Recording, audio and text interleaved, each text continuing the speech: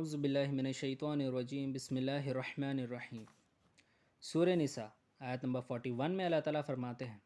تو پھر کیا حال ہوگا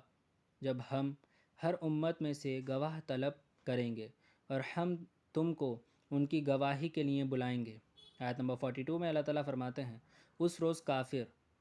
اور رسول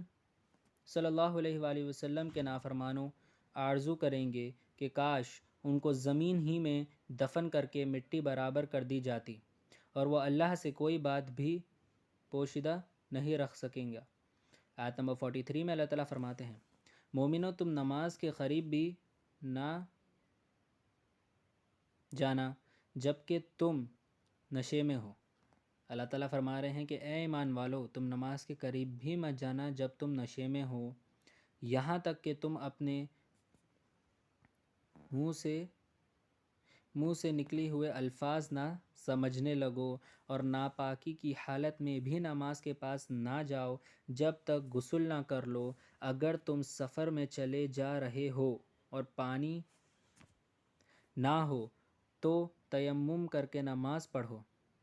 اور اگر تم بیمار ہو یا سفر میں ہو، یا تم میں سے کوئی بیت الخلاء سے آیا ہو، یا تم اپنی عورت سے ہم بستر ہوئے ہو اور تم کو پانی نہ مل رہا ہو، اور پاک مٹی لو اور منہ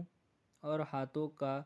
مسح کر لو، یہ تیمم ہے، بلا شبہ اللہ تو بڑا معاف کرنے والا اور بڑا بخشنے والا ہے۔ آیت نمبر 44 میں اللہ تعالیٰ فرماتے ہیں، کیا آپ نے ان لوگوں کو نہیں دیکھا جن کو کتاب کا ایک حصہ دیا گیا ہے، وہ گمراہی خرید رہے ہیں اور یہ چاہتے ہیں کہ تم بھی گمراہ ہو جاؤ۔ آیت نمبر 45 میں اللہ تعالیٰ فرماتے ہیں، اور اللہ تو تمہارے دشمنوں کو خوب جانتا ہے، اور اللہ کافی ہے حمایتی، اور اللہ کافی ہے مددگار۔ آیت نمبر 46 میں اللہ تعالیٰ فرماتے ہیں، بعض یہودی کلمے کو اپنی مرضی سے ہٹا کر بدل دیتے ہیں اور کہتے ہیں کہ ہم نے سنا اور ہم نے نہیں مانا، کہتے ہیں سنیے، پھر دل میں کہتے ہیں تم کو سنائی نہ دے اور رائنا، ادھر دیکھو، کہتے ہیں اس طور پر کہ زباں کو مروڑ کر دین میں طعن کی راہ سے، اور اگر وہ یوں کہتے ہیں ہم نے سن لیا اور مان لیا، اور صرف اسمع اور رائنا کی جگہ انظرنا کہتے، یعنی نظر کرم فرمائیے، تو ان کے حق میں بہتر ہوتا، لیکن اللہ نے ان کو کفر کے سبب ان پر لعنت کر رکھی ہے، تو وہ ایمان نہیں لاتے مگر بہت ہی تھوڑا۔ آیت نمبر 47 میں اللہ تعالیٰ فرماتے ہیں، اے اہل کتاب، تم ہماری نازل کی ہوئی کتاب پر ایمان لاؤ جو تمہاری کتاب کی تصدیق بھی کرتی ہے، یعنی کنفرمیشن کرتی ہے۔ اس سے پہلے ہم بہت سے چہروں کو بگاڑ کر ان کے پیٹھ کی طرف پھیر دیں یا ان پر لعنت کریں، جس طرح ہفتے والوں پر کی تھی، اور اللہ کے حکم پورا ہو کر ہی رہتا ہے۔ آیت نمبر 48 میں اللہ تعالیٰ فرماتے ہیں، بے شک اللہ نہیں بخشتا اس بات کو کہ اس کے ساتھ کسی کو شریک کیا جائے، اور اس کے سوا دوسرے گناہ جسے وہ چاہے معاف کر دے، اور جس نے کسی کو اللہ کا شریک بنایا تو اس نے بڑے جرم کا گناہ کا الزام باندھا۔ آیت نمبر 49 میں اللہ تعالیٰ فرماتے ہیں، کیا آپ نے ان لوگوں کو نہیں دیکھا جو اپنے آپ کو بڑا پارسا پاک باز بتاتے ہیں، بلکہ اللہ ہی پاک بناتا ہے جسے چاہتا ہے، اور ان پر تاغی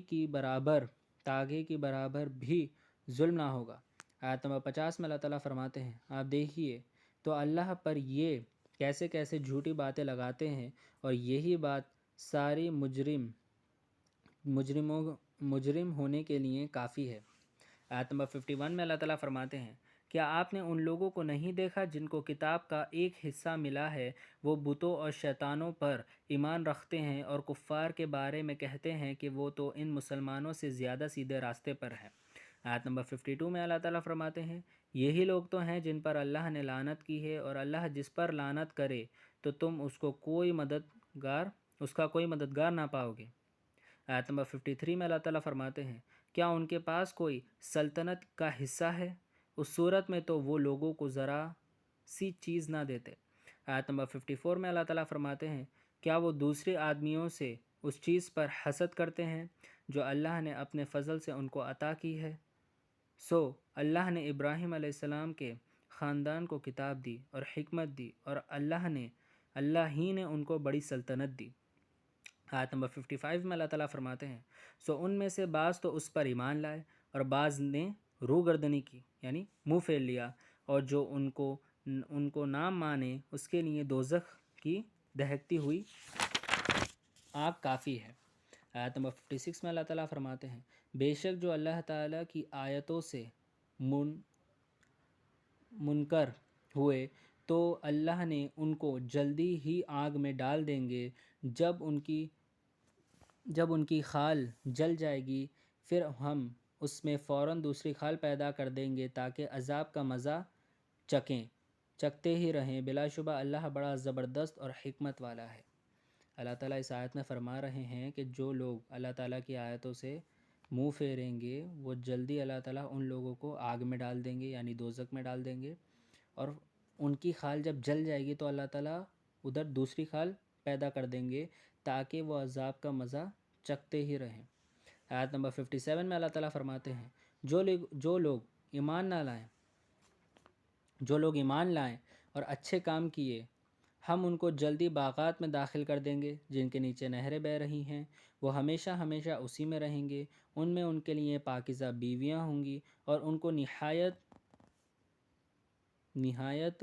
گنجان سایوں میں داخل کریں گے۔ آیت نمبر 58 میں اللہ تعالیٰ فرماتے ہیں بے شک اللہ تم کو حکم دیتا ہے کہ حق داروں کو ان کا حق ادا کر دیا کرو، لوگوں کے درمیان تو انصاف سے فیصلہ کیا کرو، بلا شبہ اللہ تو تم کو بہت سی اچھی بات کی نصیحت کرتا ہے، بے شک اللہ تو خوب سننے والا اور خوب دیکھنے والا ہے۔ آیت نمبر 59 میں اللہ تعالیٰ فرماتے ہیں اے ایمان والو تم اللہ کا کہنا مانو، رسول صلی اللہ علیہ وآلہ وسلم کا کہنا مانو، تم میں جو حاکم ہو ان کا کہنا مانو، اگر تم میں باہم کوئی نزاع ہو تو تم اس کو اللہ اور اس کے رسول کے حوالے کر دو، اگر تم اللہ پر آخرت کے دن پر یقین رکھتے ہو یہ سب امور بہتر ہے اور ان کا انجام بھی خوب ہی ہے۔ آیت نمبر 60 میں اللہ تعالیٰ فرماتے ہیں اے نبی مکرم محمد صلی اللہ علیہ وآلہ وسلم کیا آپ نے نہیں دیکھا ان لوگوں کو جو دعویٰ تو کرتے ہیں کہ وہ ایمان لائے اس کتاب پر جو آپ پر اتری یعنی قرآن سب پر جو آپ سے پہلے اتری ان سب پر ایمان لائے، اور چاہتے یہ ہیں کہ سرکش کے پاس اپنا مقدمہ لے جا کر فیصلہ کریں، جبکہ ان کو یہ حکم دے دیا گیا ہے کہ اس کو نہ مانیں، اور شیطان تو چاہتا ہے کہ ان کو بھٹکا کر دور راستے پر ڈال دے۔ صدق اللہ العظیم و صدق مولانا رسولہ الکریم۔